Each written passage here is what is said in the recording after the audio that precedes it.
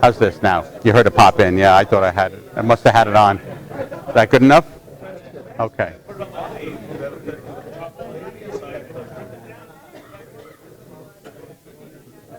That's it?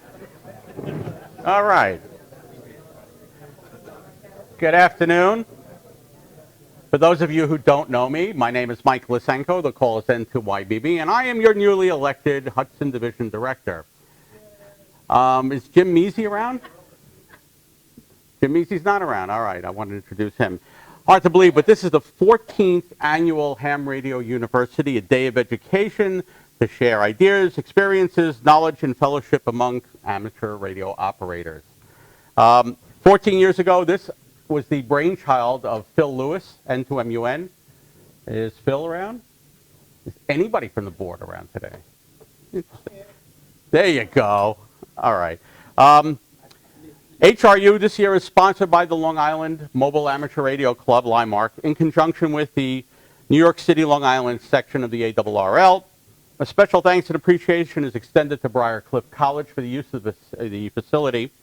The HRU committee also thanks each of the forum moderators for sharing their knowledge and expertise, and the clubs and organizations who worked hard to make the event a success. This year's committee consists of Tom Karuba, KA2D, the chairman. Tom, you around? Of course not. Gary Lintner sitting over here, KB2BSL.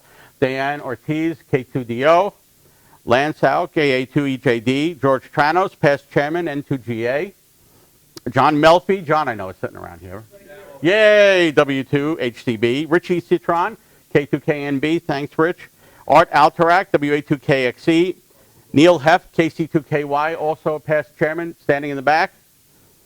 Rich Rosner, N2STU. Nancy Rosner, N2TKA. And Jerry Abrams, WB2ZEX.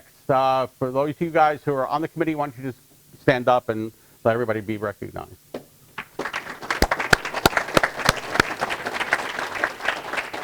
And once again, thank you to LIMARC, Richie Citron, president, for sponsoring the event. I also want to recognize Richie as being the 2012 Amateur of the Year Hudson Division Award winner. Unfortunately, with the cancellation of the event due to Sandy, we weren't able to do anything for him at that point. All the 2012 winners, including Richie, Sid Wallen, who is the Grand Old Ham, and Len, what is Lenny's last name? Lenny Signorelli, who's a special award winner this year, will be recognized at the 2013 awards, which will be held later this year. At this point, I'd like to introduce the keynote speaker, Bill Cross, W3TN. Bill probably had the smallest biography listed in the circular, probably because he wants to hide someplace. But I'll let you know that Bill is a staff member in the FCC's Mobility Division, part of the FCC Wireless Telecommunications Bureau. The Mobility Division of the Wired Telecommunications Bureau has the oversight function of the amateur radio service. They handle the day-to-day administration of the amateur service and some of the rulemaking activities that affect the amateur radio service. Without any further ado, since nobody else was here to introduce, let me introduce Bill Cross, our guest speaker.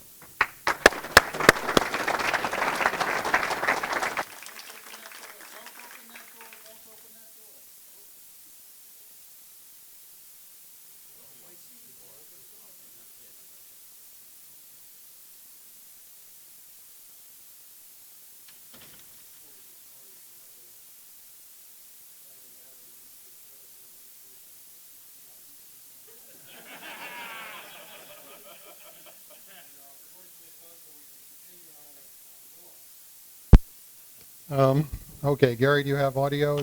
Okay. Well, thank you very much, Mike. I appreciate the kind introduction. As Mike mentioned, I am with the FCC here. I'm kind of here on my own time today, but I'll talk about that in a little bit more in a moment. I do especially want to thank Mike, the new division director. As the new director, we recognize him with a new call sign. He's going to be WD2HDD for the Hudson Division Director. He doesn't know it yet. And I'd also like to thank Tom Karuba, the chairman of HRU. Tom invited me to stay with him last night, and I learned I saw a couple things that were really very, very good to see. I mean, I could tell Tom had his priorities right. First, it is 12 steps from the kitchen to the seat in the radio room. I mean, things are important here in this business. The other thing is there was a remote in the radio room, and I thought, what does this do? It controls the microwave in the kitchen.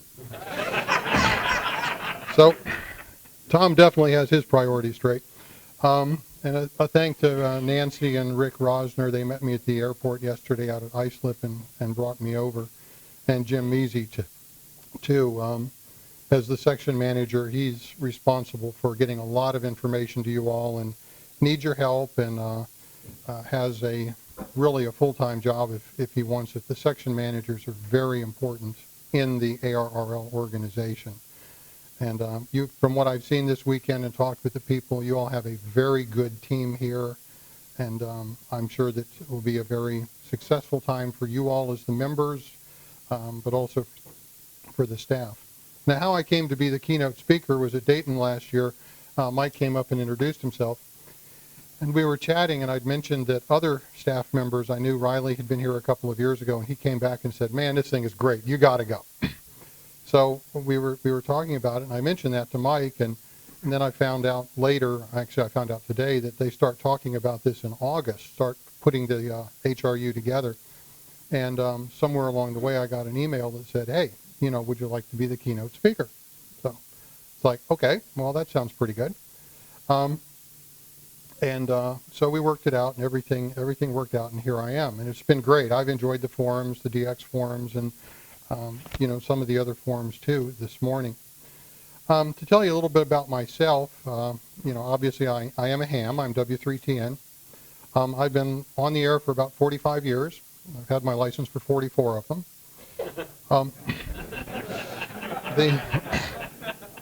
I started off as a novice licensee, built my own transmitter. You probably remember it. It was the 807 with the 6AG7 thing. It had a TV transformer that was capable of putting out about 800 watts. And on the front panel was a Radio Shack Shure meter. It's about a 2.5-inch panel meter. Now, of course, at that time, the novices were crystal controlled and 75 watts. The one thing I was sure of is I was crystal controlled. But with that meter, you had no idea how much power you were actually running. And basically, as long as you stayed in the novice bands, no one cared. Well, some years later, I kept working on 13 words a minute and taking the code test. And this was when you had to go to the FCC office. So I'd catch the bus, go downtown to this very intimidating-looking federal building.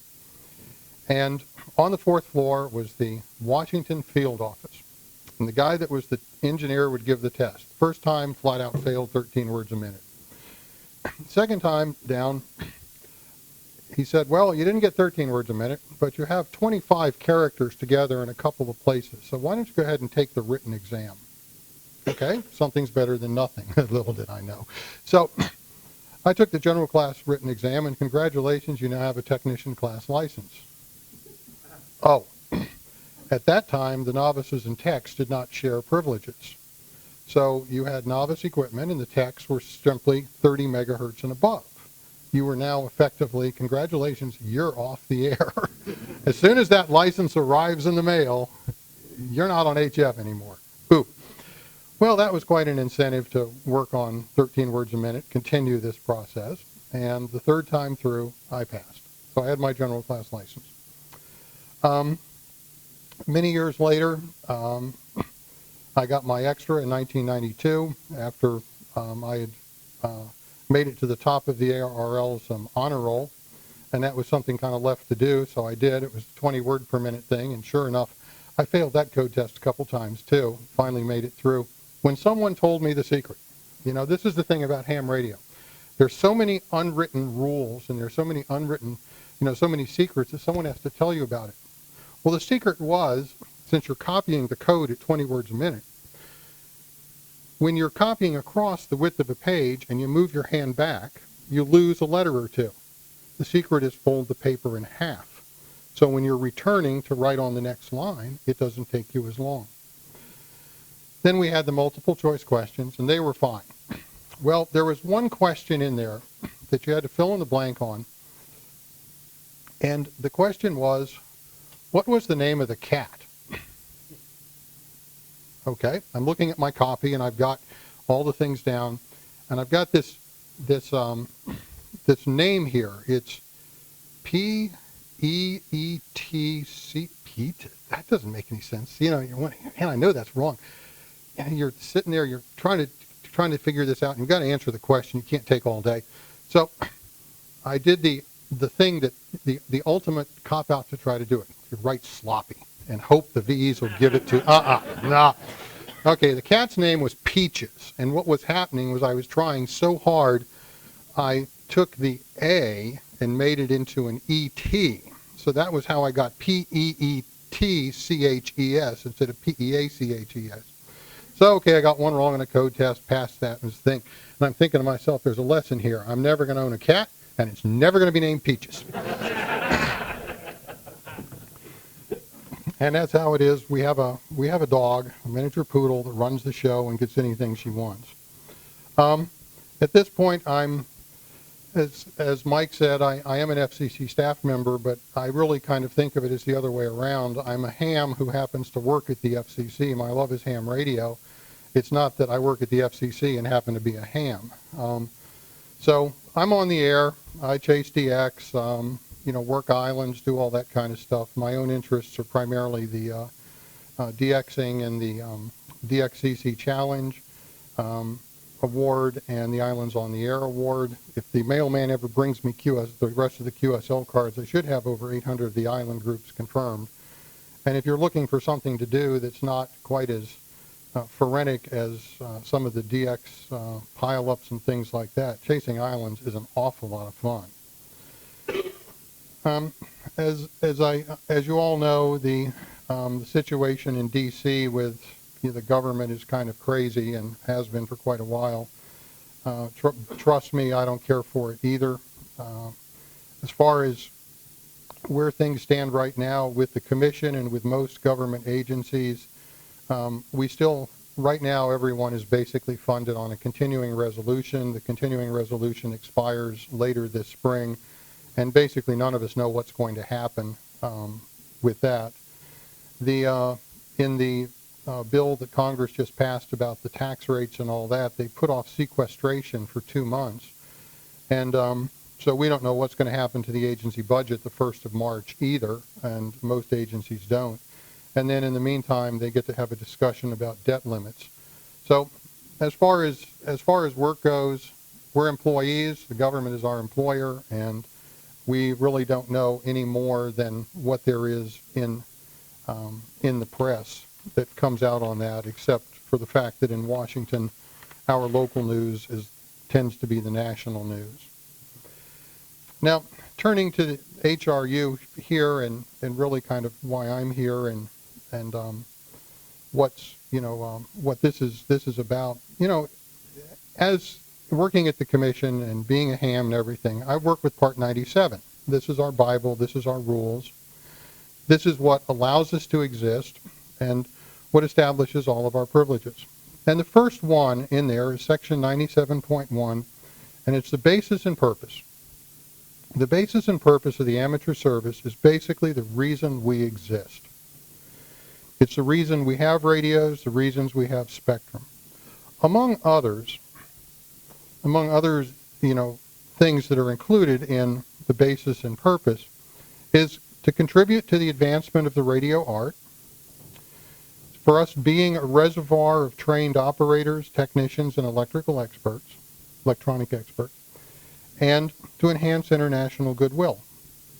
Well, I was looking at the schedule today, and I realized this is what HRU is all about. This is really what it is. It's about the basis and purpose of the service. The talks today, when you look at them, there's talks on QRP. There's talks on transmitter hunting, SDR radios. All of these things relate to advancement of the radio art in the bureaucratic jargon of Part 97, as does your talks on Echolink, IRLP, and we see the thing on the Linux integration. the computers being integrated into ham radio and how these things have all come together. We have talks here today on antenna basics and remote operating with a K3 and connectors. That has to do with being trained operators and experts in the bureaucratic language of the rules. We have talks on DXing. That's obviously international goodwill. It may not be local goodwill when someone proceeds to blow out your receiver, but it's international goodwill in terms of ham radio. By being here, by giving up, your morning, your afternoon here on a beautiful winter day, what you are doing is you're fulfilling what amateur radio is supposed to be all about.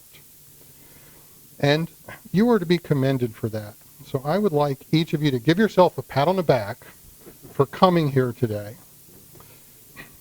Now, the last row, you're out of luck. You're sitting on the radiators. What I also have for you is some very good news about ham radio. Ham radio is very healthy. I looked at the statistics before I left Washington Thursday, and at the end of 2012, we had just shy of 710,000 licensees. That's a lot of licensees. That is definitely one of the Commission's biggest radio services. 710,000 amateurs.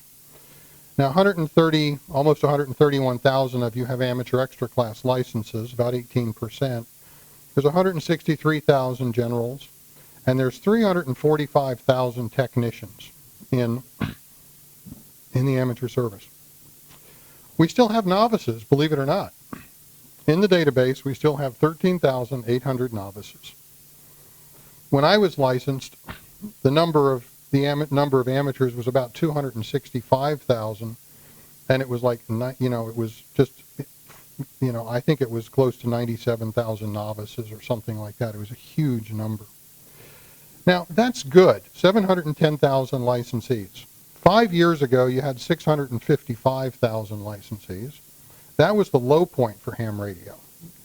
And in 2002, we had 685,000 licensees. So ham radio is growing. People are coming into the service. They are coming in for lots of reasons. But one thing that's absolutely certain is they're coming in because we have VEs and VECs. We have amateurs that are willing to donate their time to training classes, to teaching people about ham radio. We have people that are willing to help others get on the air. And this is all part of making sure we exist into the next 20 years, the next 30 years, the next 100 years. In terms of stuff going on in Washington, since obviously I work there and deal with this, there are 2 dockets that are pending that will affect ham radio. Neither one of them is a particularly big item, but I just do want to mention them. One of them just came out. It's a docket being handled by our Office of Engineering and Technology, and it has to do with implementing the decisions that were made at the World Radio Conference in 2007. One of the things that many hams don't recognize is that what happens internationally does have a big effect on your bands, frequencies, what you can do. It's kind of the elephant in the strawberry patch. It doesn't always affect you, but when it does, it can be a real big effect. Well, here there were some kind of good effects. One of it was that in implementing the work rules, we're going to get on a primary basis, I hope, all of 160 meters. There had been some other users in that top part, 1900 to 2000 kilohertz. They have basically disappeared. I think there's 1 or 2 stations out in the San Diego area that are still in the database. But so we've been secondary in those bands, although, as we like to say, secondary is primary till primary shows up, and there is no more primary. So we're probably going to get all of the 160 meter band as ours coming out of that decision. The other thing is there's a new allocation. This very low frequency allocation at 135.7 kilohertz came about as a secondary allocation in the in the work decision, and that is out. That's being proposed too. Then there were some changes in the 10 gigahertz band also. So very small changes affecting the amateur service there. Comments are due. Whoever's cell phone is ringing is getting a new call sign. The KB2RNG. The comments in that are due February 25th. Now, the other docket that's out was one that came out a couple of months ago. It's kind of an omnibus item. It has to do with exam credit for expired licenses. It also may affect the renewal period, vanity call signs, things like that.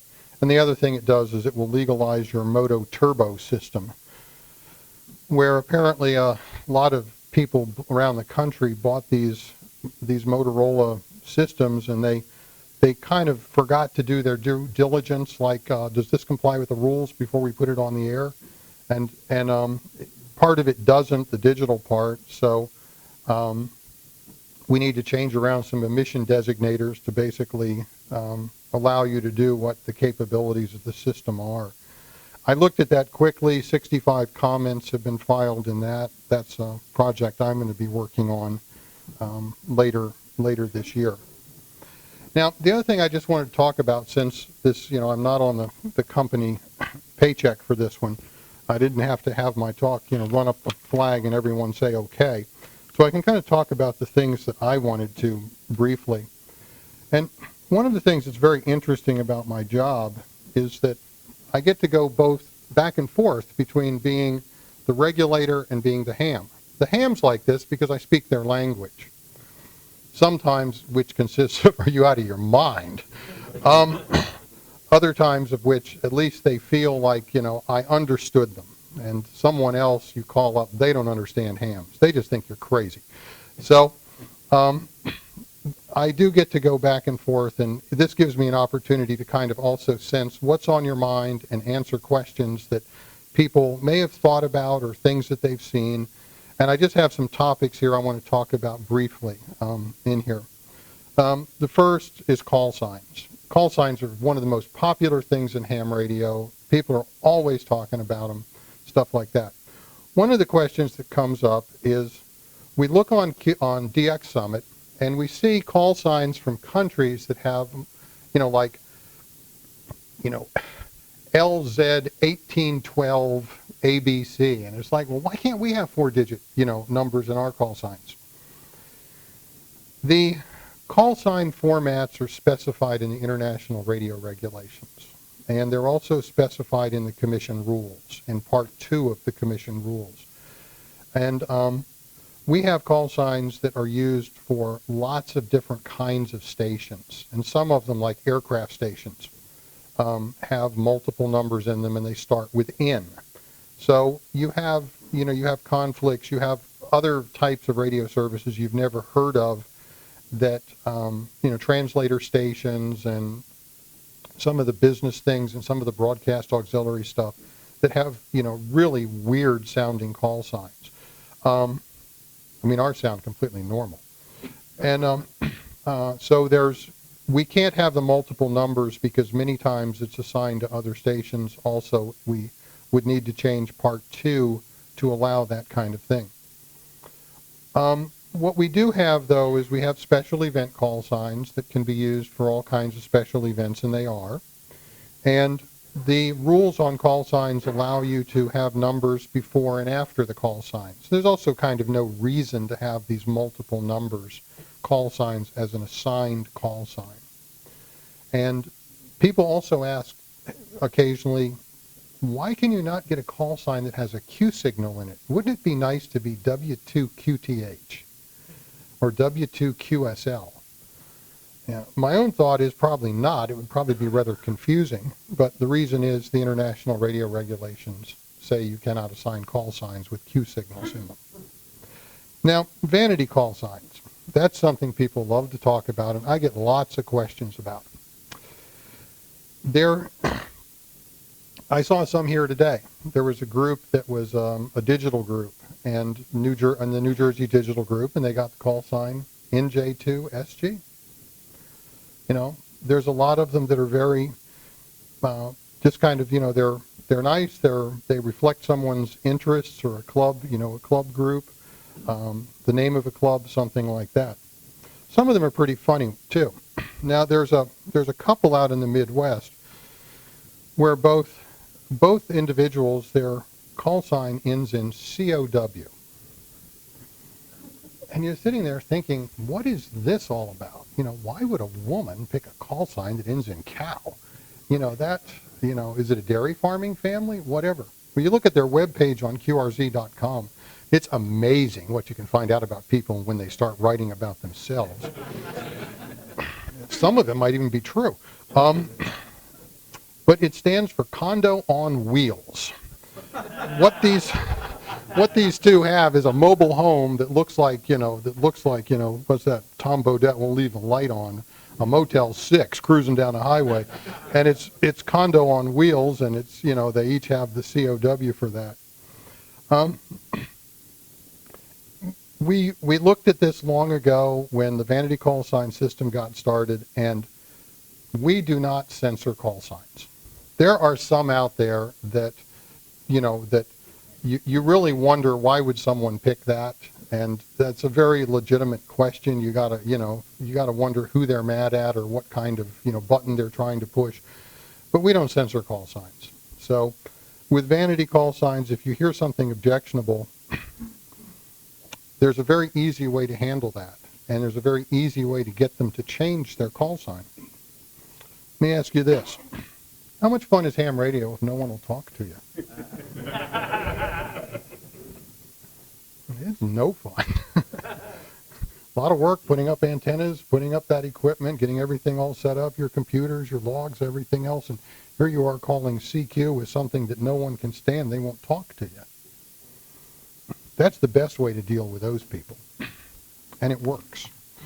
We had one guy that had a call sign that was really objectionable, and he's returned it. He turned it in, asked it to be canceled, another call sign assigned, and it included a note in the application.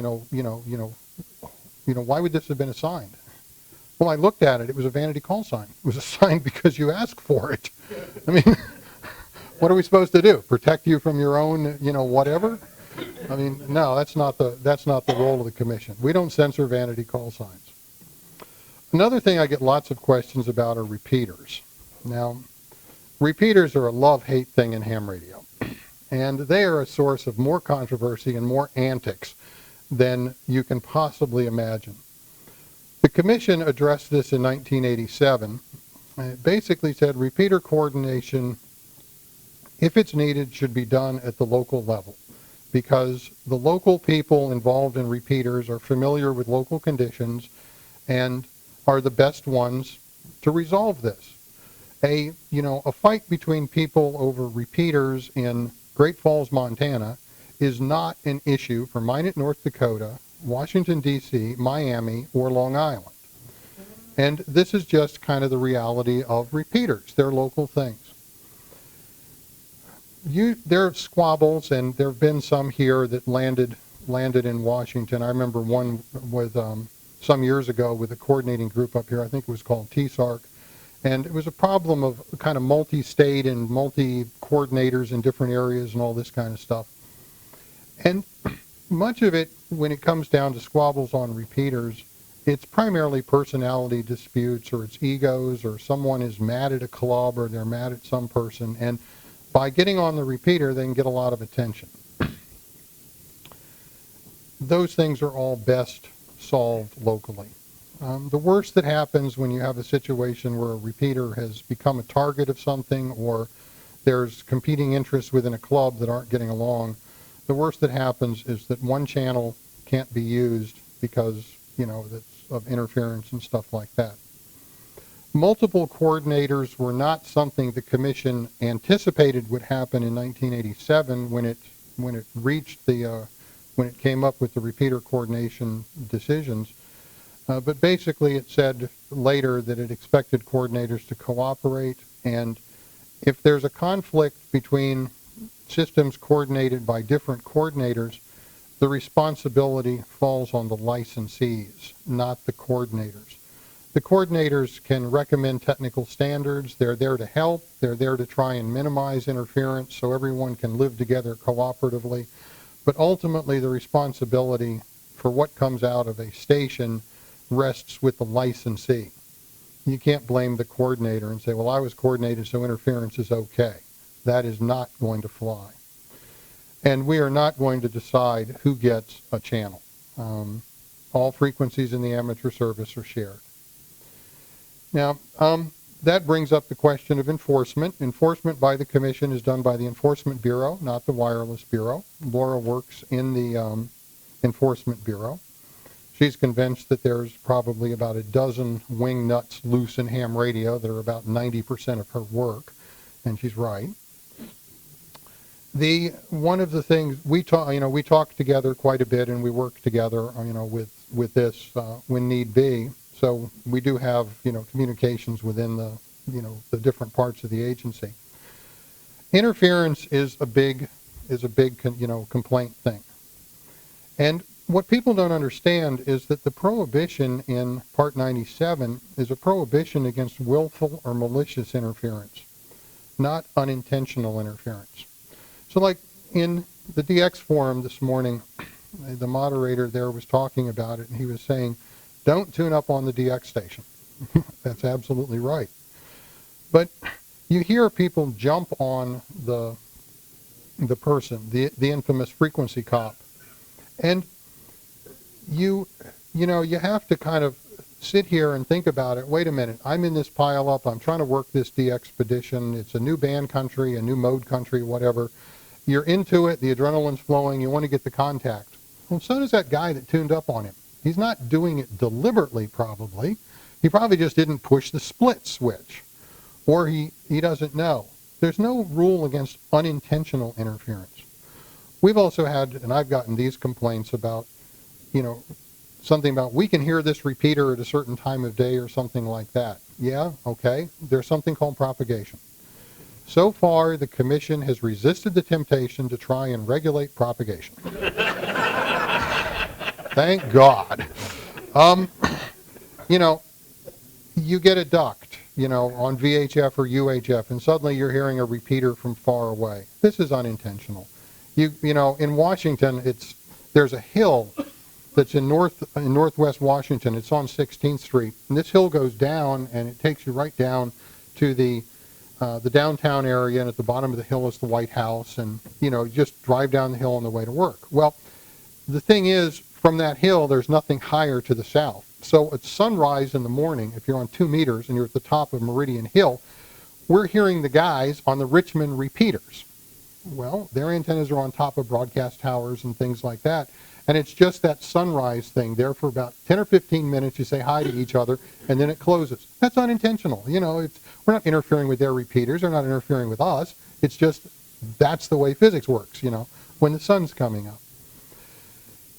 With much of that kind of thing, flexibility is the key. Flexibility will eliminate an awful lot of these situations. My advice to people, stand your ground in Florida, don't stand your ground on 20 meters. Contests and de-expeditions last a few days. They cause a lot of bedlam. Everyone gets pretty excited about them. I've learned to wait a couple of days and then get into it myself after the big fish had finished feeding. It will, after a while, the splits become much smaller. It becomes much easier to meet them. And then ultimately, they pack up and go home. And that's the end of it. Contests last, 24 or 48 hours. I get a lot of complaints about people, well, I couldn't, our net couldn't meet because of a contest. Okay, you're right. Well, why is that? It's because people wanted to participate in the contest. That was how they wanted to use ham radio. And your net that meets, every day at 3 o'clock for, the past 20 years, you don't have a right to the frequency. You need to kind of, there's a contest this weekend, maybe we should wait till Monday. By then the contesters are still sleeping it off. You'll be okay. So flexibility helps an awful lot here. also diversity. Use other bands and use other modes. Now, PRB1 is another topic that's always coming up. There's been some discussions of it here. There's always talk about this kind of thing. PRB1 requires reasonable accommodation. It does not allow or require a local municipality to give you anything you want. And reasonable accommodation is determined locally. I have run into situations where a telephone call arrived where basically the ham told the local government, you can't do anything about my antennas, because they're federally licensed. You're not doing yourself any favors when you tell your local zoning building inspector that he has no authority over your antennas and you can do anything you want. That's not what the decision says. And the FCC is not going to support it. We had a case up in New York. It was in the Yonkers area. A guy wrote a letter and basically said, I put up my tower, didn't get a permit, and they're telling me to take it down, and if I don't, they're threatening to throw me in jail. Now, this fellow was an attorney, and I thought, an attorney in jail. Okay. The other thought was, this will be neat, an attorney paying an attorney to keep him out of jail. Well, it came back to the same thing. Someone just made the assumption that the rules don't apply to them, and they do. There's nothing in PRB1 that says you can thumb your nose at the local building permit or you don't have to get one or anything like that. We had a study that was done last summer. It was done as part of the, Mike mentioned this morning, as part of the Budget Act in 1912 that asked the Commission to do a study of antenna, a PRB1 type study, and also include emergency communications. And the comments came in. Some of the comments from the amateurs on antennas were the most interesting. One of them I remember specifically was a guy that wrote in and said, we think these antennas are great. We think that looking out in the backyard and here's all this aluminum above the house and everything and hire's better and this is absolutely fine. He said, but our neighbors think these things are monstrosities. And he's right. The comments came in, we read them. They were the same arguments that we've heard for over 25 years now.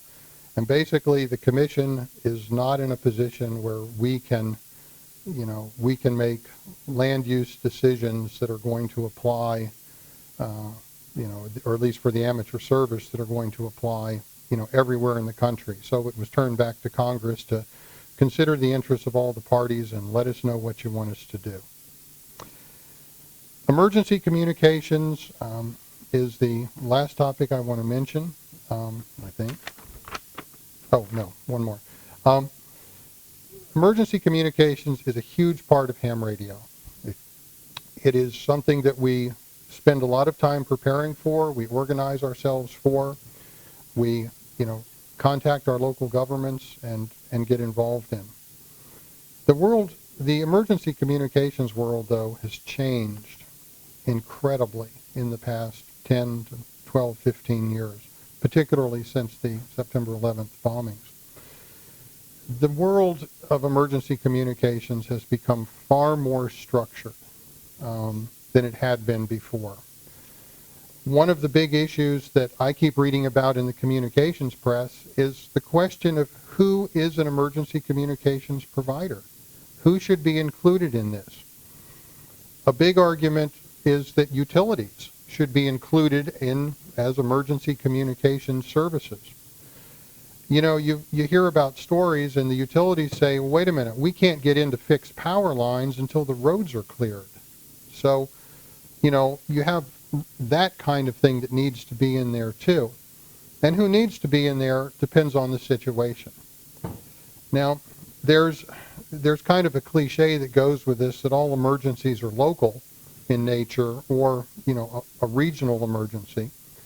And generally that's true. Most emergencies are handled on a local or a state level. Even after Katrina, you keep hearing about the first 3 days are really the responsibility of the local governments, and then the federal government steps in after that.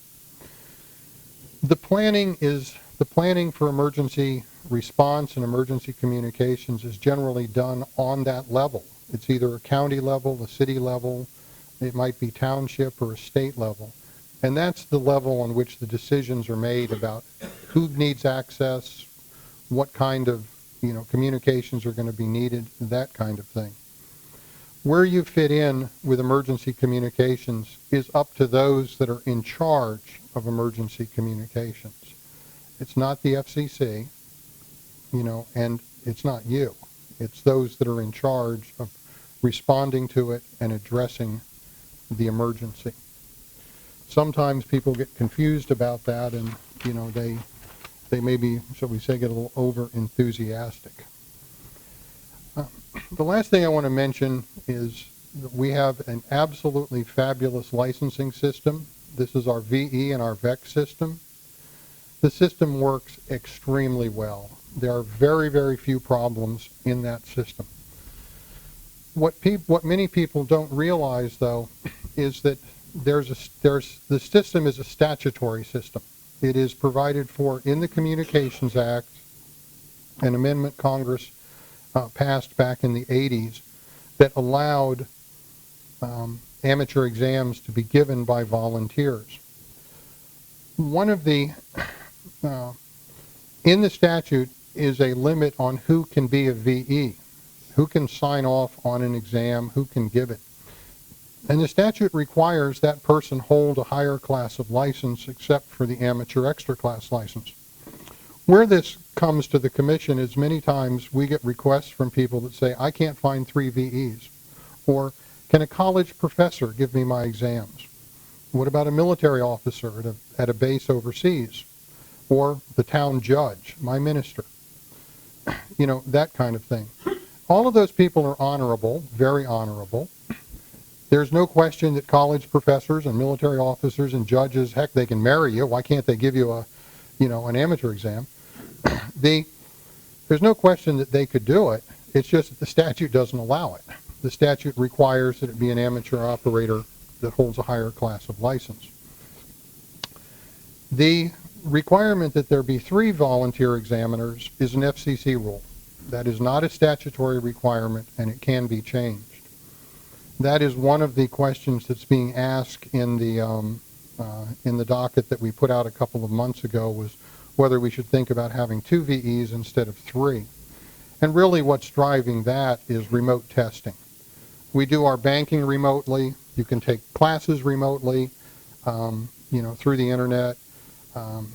We can stream video. We can do all kinds of things. You can do your Christmas shopping remotely, never go to a store, and yet we can't take exams remotely in amateur radio exams. So that question has come up. The Anchorage VEC is the one that raised the question because, as you can imagine, Alaska is just kind of different than everywhere else, yet they have a really good communication system. And, we're looking at that, and that's something that, the commission will be addressing at some point in the future. Now, that's kind of all I have. I'm thrilled to death to see so many people here. I'm thrilled to, meet so many of you. You big DXers, many of you I know you personally because you're between me and Europe. And I recognized many of the call signs when I saw people as, oh yeah, I remember getting my clock cleaned by that one. I've heard some stories about some amazing stations out, here on Long Island, some of the multi-operator stations and things like that. And, it's been very enjoyable meeting you, many of you, and, hearing the stories, talking with you, answering some of your questions. So, Mike, thanks again for inviting me. And Tom and Nancy and Rich for helping along with the logistics and everything. And I appreciate your attention in the audience, and I hope you have a really great rest of the afternoon with the seminars, and thank you again.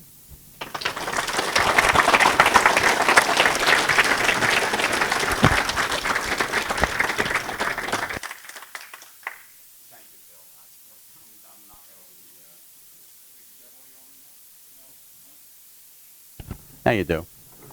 Neil, you want to come up? Bill, come on back. I've made the speech a couple of times. Here. At HRU, Speak into the mic. We're hams. Use a microphone. We do? CW op. Well, I know that. Unfortunately, there's no paddle here. You've probably heard me say this at a couple of these talks. At Ham Radio University, the diplomas go to the professors rather than the students. So this is a token of our appreciation. We want to thank you for traveling up here and spending time with us and giving us your. Thank you very much. Congratulations. Hey, that's it. Lunch is in the cafeteria. Thank you very much for coming. We'll see you guys at the next forum. Lunch is on you? Not on me. I'm generous, but not a fool.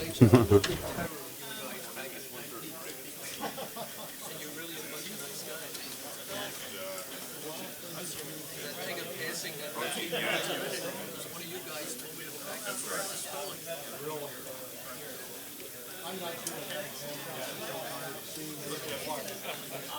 sure.